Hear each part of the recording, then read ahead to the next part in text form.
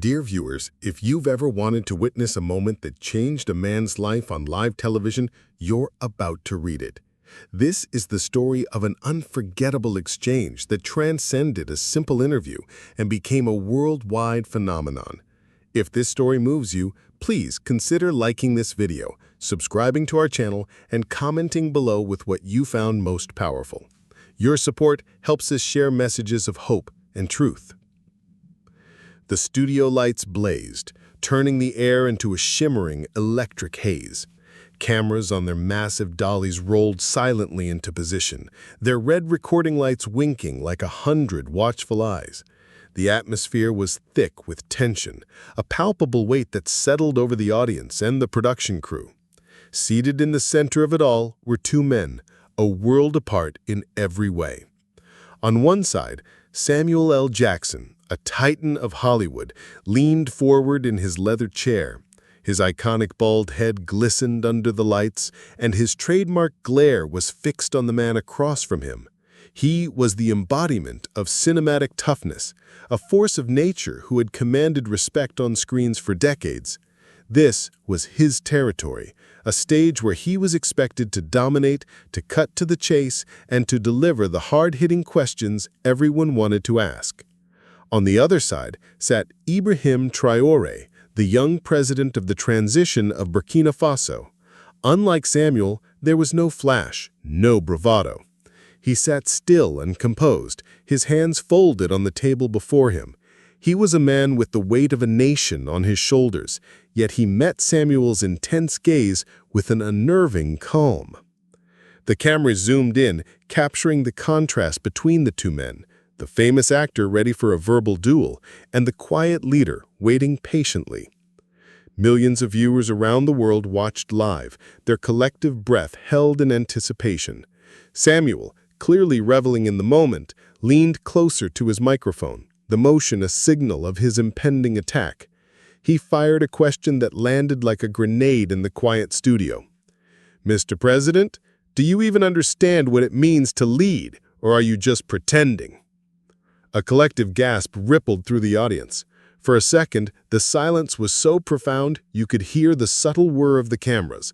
Staff members behind the scenes exchanged shocked glances. The audacity of the question was staggering. It wasn't a question, it was an accusation, a public challenge to a head of state. But Traoré didn't flinch. He didn't react with anger or indignation. His expression remained utterly serene. He didn't even blink. He simply held Samuel's gaze, his eyes steady and kind. Samuel frowned, a flicker of surprise crossing his face as he waited for the defensive outburst that never came.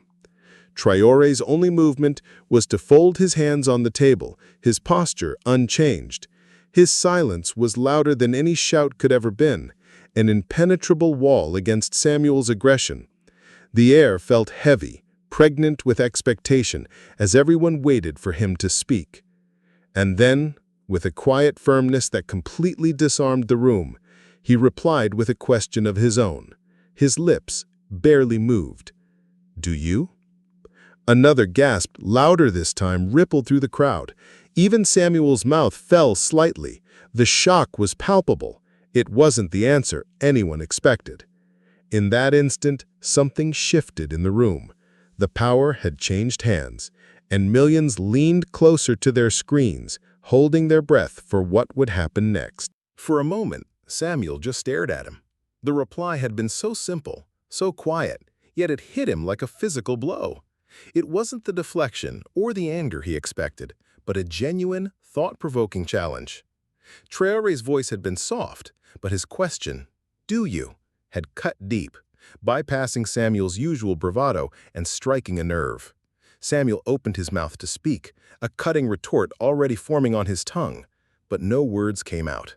The laughter he managed to force was awkward and nervous. "I'm not the one running a whole country, man," he finally managed to stammer, his usual confident rhythm completely broken. A faint smile touched Traoré's lips, not of triumph, but of gentle understanding. "But you run lives, don't you?" he said, his tone still as calm as a still lake. "Every word you speak shapes how people see the world. Every movie, Every interview, you guide them. You influence how they treat one another. That's leadership, too. He paused, letting the weight of his words hang in the air. So, he concluded, his eyes still fixed on Samuel, do you understand what it means? Samuel froze.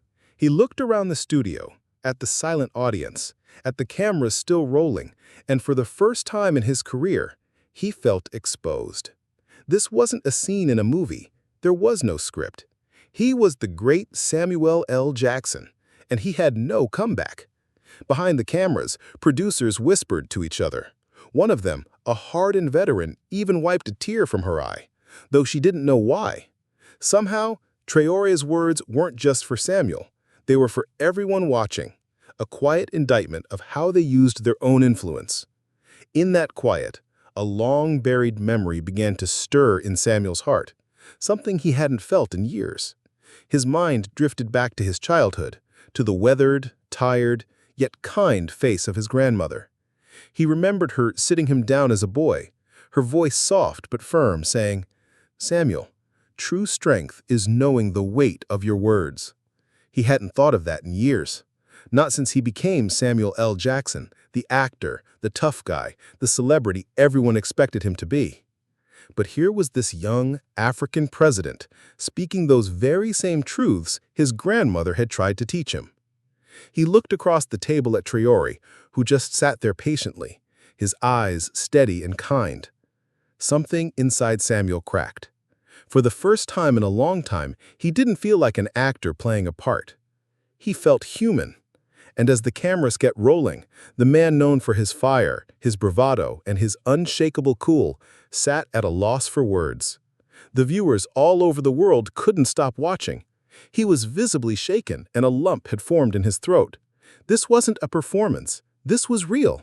And in that quiet, in that sacred silence, Samuel felt a single tear roll down his cheek, an unexpected testament to the power of a quiet question.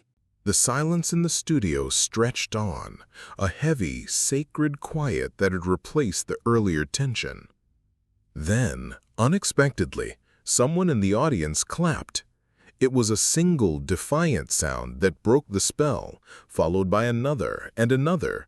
Soon, the entire studio erupted in applause. It wasn't the boisterous, triumphant applause of a fan-filled concert, but a slow, reverent clapping that honored the moment they had just witnessed. Samuel looked around, stunned. He had come ready to provoke and to prove a point, but instead he found himself feeling small, a humbled man in a room full of people who had just seen a profound truth. Across from him, Traoré simply gave a polite nod, as though he hadn't noticed the applause at all. His eyes remained fixed on Samuel, warm yet steady, silently inviting him to speak or to reflect. Samuel tried to force a laugh, but it caught in his throat. He swallowed hard, his grandmother's voice echoing in his mind again. "When a man makes you question yourself, son, listen. That's where growth begins." For the first time in his long career, Samuel felt vulnerable, a man stripped of his protective persona. The cameras kept rolling, and the world was watching, but all he could do was stare into the eyes of the young leader in front of him and feel a strange, unfamiliar respect forming. The applause died down, leaving a soft hum in the studio. Samuel leaned forward, his voice quieter now, almost hesitant. "All right then," he said, the words no longer a challenge, but a genuine plea. "What does leadership mean to you, Mr. President, since you seem to understand it so well?" Traoré's lips curved into a faint smile, but his eyes grew heavy with emotion, as if he was about to speak on a subject that carried a great personal weight. "Leadership," he began, his voice barely a whisper, "isn't about power. It's not about titles or speeches or even winning arguments on television." He paused, looking down briefly as though the weight of his own words pained him. "Leadership is when your people are hungry and you cannot eat, when they are scared and you cannot sleep, when you carry not just your own pain, but theirs too." He lifted his gaze back to Samuel, and the audience could see the glint of unshed tears in his eyes. That's what leadership is. And every day, I ask myself if I'm strong enough to keep carrying it. The studio fell into a sacred silence again. Samuel didn't speak, couldn't speak. His own heart felt heavy, and his throat burned. For the first time in a long time, he understood. He turned his face slightly away, his jaw tight, but the cameras caught the glimmer in his eyes anyway. He felt ashamed.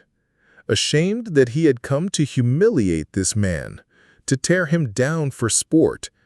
And yet, here Traoré was, showing more grace, more humanity than he himself had in decades. Traoré didn't gloat. He simply waited, letting Samuel sit in his own thoughts.